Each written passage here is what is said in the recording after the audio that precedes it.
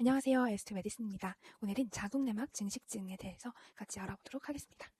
이 질환이 뭐냐면 어떤 여성의 어떠한 abnormal uterine bleeding이라고 하죠. 비정상 자궁 출혈의 원인 중 하나예요. 네, 그래서 여기서 되게 중요한 개념이 unopposed estrogen. 그래서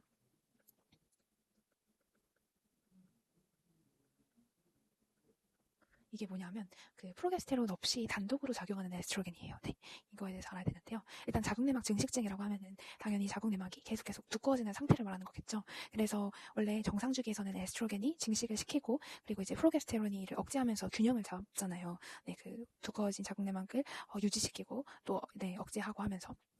근데 이 프로게스테론이 없는 상태에서 에스트로겐만 계속 작용을 하다 보면은 내막이 과도하게 증식을 하게 됩니다. 이게 바로 자궁내막 증식증이에요. 네.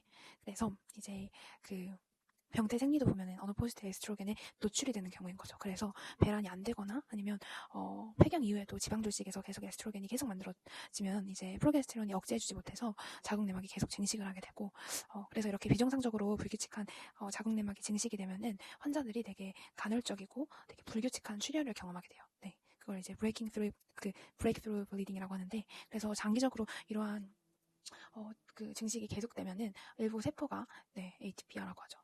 이 형성을 보일 수도 있고, 이렇게 되면 자궁 내막암으로 진행이 되기도 합니다. 네, 그래서 되게 중요한 거라고 할 수 있는데, 그래서 일단은 에스트로겐의 역할이 다시 한번 복습을 해보면 뭐였죠? 에스트로겐의 역할. 네, 에스트로겐의 역할은 자궁 그 내막 증식을 유도하는 역할을 했죠, 에스트로겐이. 네, 그래서 이제 자궁내막 세포들한테 막 분열하고 자라나는 신호를 계속 주는 역할을 하는 거고, 그래서 이제 배란 전에 우리 저번 시간에 우리 난포기에 대해서 배웠잖아요. proliferative phase였는데 그런 그 페이지에서 이제 자궁내막이 점점 두꺼워지고 혈관도 되게 풍부해져요. 네, 난포기에서. 제가 저번 그 영상에서 proliferation phase라고 잘못 얘기했던 것 같은데 proliferative 페이지입니다.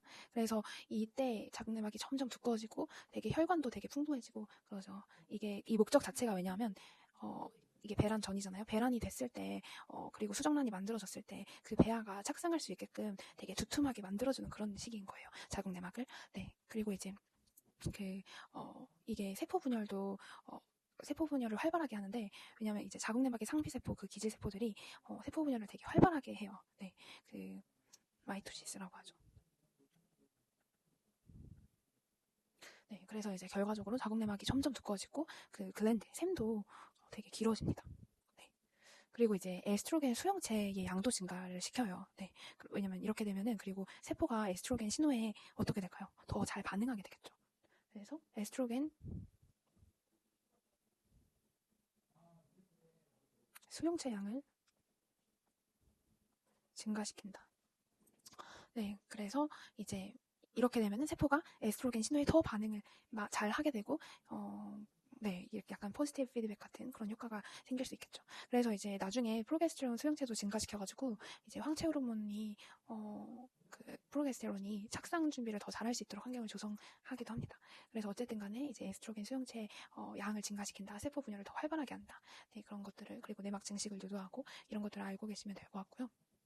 그리고 프로게스테론 같은 경우에는 그 증식을 좀 브레이크하는 좀 이렇게 억제하는 그런 역할을 하죠. 그래서 그 분비기의 그런 변화를 유도를 해서 네, 에스트로겐의 수용체 수를 떨어뜨립니다.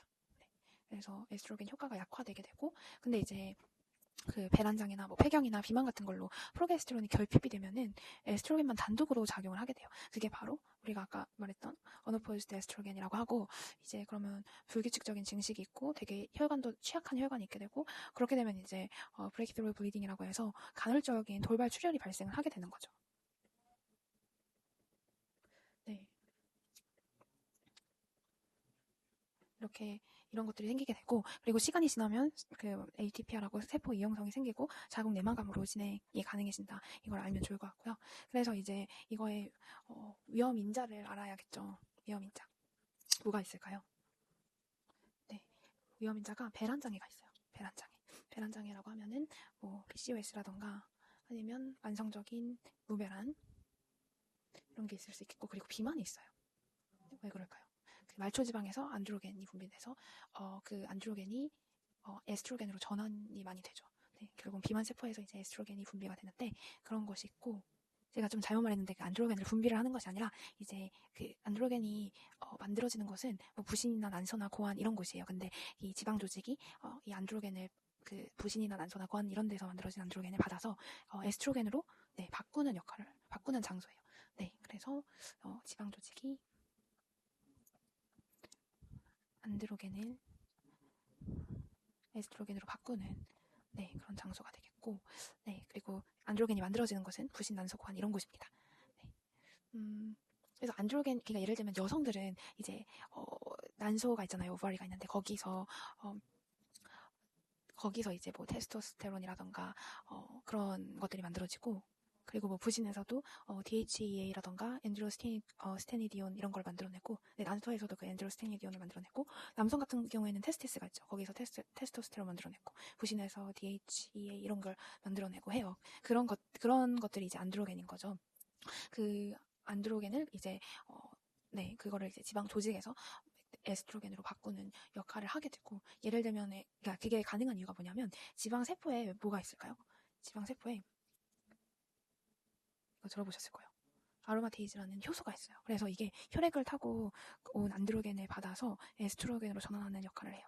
그래서 안드로스테니디온 같은 경우는 에스트론으로 바뀌게 되고, 테스토스테론 같은 경우에는 에스트라디올로 바뀌게 되는 거죠.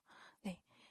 그래서 이제 이게 중요한 이유가 뭐냐면 폐경 후의 여성에서는 난소 기능이 떨어져도 그 지방 이게 비만하면 지방 조직이 많잖아요. 지방 조직에 이 아로마테이즈 덕분에 에스트로겐이 계속 만들어지는 거예요. 그러니까 무슨 위험성이 커질까요? 네, 자궁 내막암의 위험성이 커지겠죠. 그래서 지방이 많으면 아로마테이즈도 많아져서 그런 에스트로겐 과잉 상태가 됩니다.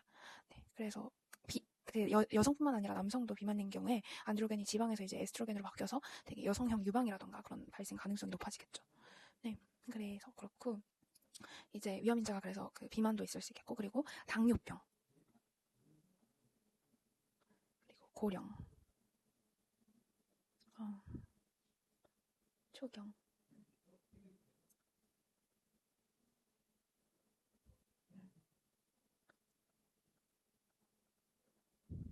이런 게 있을 수 있겠죠. 당뇨병은 이제 당뇨 자체가 인슐린 저항성과 연결되어서 그런 만성 고인슐린 혈증이 되면은 IGF가 증가하고, 그리고 세포 증식을 촉진하죠. 그래서 그리고 또 비만과 되게 동반되는 경우가 많아서 말초지방의 아로마테이즈 작용이 많아지고, 그럼 에스트로겐도 많이 분비되고, 그래서 자궁내막 세포 증식을 촉진하는 경우가 많아서 네, 리스크가 되겠고, 이제 고령 같은 경우에는 이제 나이가 들수록 그런 배란 없는 주기가 많아지잖아요. 무배란 주기라고. 네, 그래서 이제 프로게스테론 억제 효과가 줄어들게 되고, 그리고 그래서 상대적으로 이제 에스트로겐이 이제 도미넌스하게 되죠. 그리고 내막이 계속 자극받아서 그래서 이제 내막이 계속 자극을 받아서 암 위험이 높아지는 거고, 그리고 이제 초경이 빠른 사람이거나 아니면 폐경이 늦으면은 그게 뭘 뜻하냐면 이제 그 평생 에스트로겐에 노출되는 그 기간이 네, 많아진다는 거거든요. 길어진다는 거죠. 그래서 누적되는 그런 에스트로겐 자극이 높아져서 내막암 위험이 또 크겠고요. 무산부가 이제 아이를 갖지 않은 사람이거든요. 그래서 왜냐면 이제 임신 기간 동안에는 배란이 또 멈추고 프로게스테론이 우세한 상태가 유지가 되는데, 아이를 갖지 않은 여성은 임신으로 인한 에스트로겐의 억제 시기가 없어요. 그러다 보니까 상대적으로 평생 에스트로겐의 노출이 많이 되는 거죠. 상대적으로. 그러다 보니까 이제 내막암 위험이 높아지고 그렇습니다. 그리고 이제 위험인자 중에 약 중에는 이제 타목시펜이 있거든요. 네, 타목시펜이 있는데 타목시펜입니다. 펜이죠. 네, 그래서 이거는 이제 그 유방에서는 항에스트로겐이지만 자궁 내막에서는 이제 부분 작용제로 그러니까 프로에스트로겐이 되는 거죠. 그래서 장시간 사용하면은 자궁 내막암 위험을 증가시켜요. 그래서 이게 어디에 속하냐면 이제 셀렉티브 에스트로겐 리셉터 모듈레이터예요. 그래서 선택적인 에스트로겐 수용체 조절제에 속해요. 네, 이게 어디에 속하냐면 SERM이에요. 그래서 셀렉티브 에스트로겐 리셉터 모듈레이터, 선택적 에스트로겐 수용체 조절제. 그래서 조직에 따라서 에스트로겐 수용체에 대한 작용이 되게 다르게 나타나는 약물이에요. 그래서 예를 들면 유방에서는 항에스트로겐으로 작용하죠. 그 안타고니스트로 작용을 하고, 그리고 이제 그래서 에스트로겐 수용체를 막아버리는 역할을 해요. 유방에서는 에스트로겐 수용체를 막아버리죠. 그래서 이제 에스트로겐 수용체 그 양성 유방암 치료에 쓰이는 거죠. 네, 그래서 이게 양성인 사람들, 네, 양성 유감암 치료에 쓰이는 거고, 그리고 이제 자궁 내막 같은 경우. 자궁 내막 엔도메트리움. 여기서는 부분 작용제로 쓰여요. 아까 내가 파레샬 아고니스트로 쓰이는 거죠. 프로에스트로겐 효과인 거죠. 그래서 완전히 막지 않고 어느 정도는 에스트로겐처럼 자극을 주는 역할을 해서 자궁 내막을 증식시키고 또 자궁 내막 용종 그런 걸 일으키고, 그리고 장기적으로 사용했을 때는 자궁 내막암의 위험이 올라가겠죠. 그리고 이제 뭐 뼈에서는 에스트로겐 작용처럼 되게 골밀도 보호 효과를 보이기도 해요. 그러니까 골다공증을 방지하는 거죠. 네. 그런 역할을 한다, 타모xifen. 그래서 유방암을 좀 재발하는 걸 방지하고, 왜냐하면 항에스트로겐 효과니까, 그리고 예방 효과를 일으키는 장점이 있다. 하지만 장기간 사용할 때는 자궁 내막암의 위험을 증가시키죠. 왜냐하면 자궁 내막에서는 여기서는 부분 작용제의 역할을 했잖아요. 네, 그래서 완전히 막지 않고 어느 정도는 에스트로겐처럼 자극을 준다고 알려져 있죠. 그리고 또 이제 혈전 위험도 있고요. 그래서 유방에서는 항에스트로겐, 자궁 내막이나 뼈에서는 부분 작용제, 프로에스트로겐의 역할을 한다. 그래서 유방암 치료에도 쓰이지만 자궁 내막암의 위험을 계속 우리가 모니터링 해야 될 필요가 있겠죠. 네. 그리고 또 이제 당연히 에스트로겐 단독요법 하는 경우. 네, 왜냐면 폐경 치료할 때 이제 프로게스틴 없이 사용하는 경우가 이제 에스트로겐 단독요법 하는 경우인데, 이럴 때 당연히 에스트로겐이 계속 노출이 되니까 그럴 수 자궁 내막 증식증의 위험이 있을 수 있겠죠. 하지만 이제 반대로 그 복합 경구 피임약 있잖아요. 그거나 아니면 레보누르게스트렐 그 IUD 이런 거는 예방적으로 작용하게 됩니다.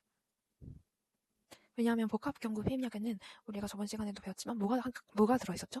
네, 복합 경구 피임약에는 뭐가 들어있냐면 에스트로겐이랑 프로게스틴이 같이 들어있었잖아요. 그래서 프로게스틴이 이제 자궁 내막 증식을 억제하고 분비기로 전환시켜서 안정화하는 역할을 했었는데, 그래서 이 프로게스틴 덕분에 에스트로겐 단독 자극을 막아주게 돼서 자궁 내막암 위험을 줄이겠죠. 난소암 위험도 줄이고, 왜냐하면 배란 억제 효과가 있으니까요.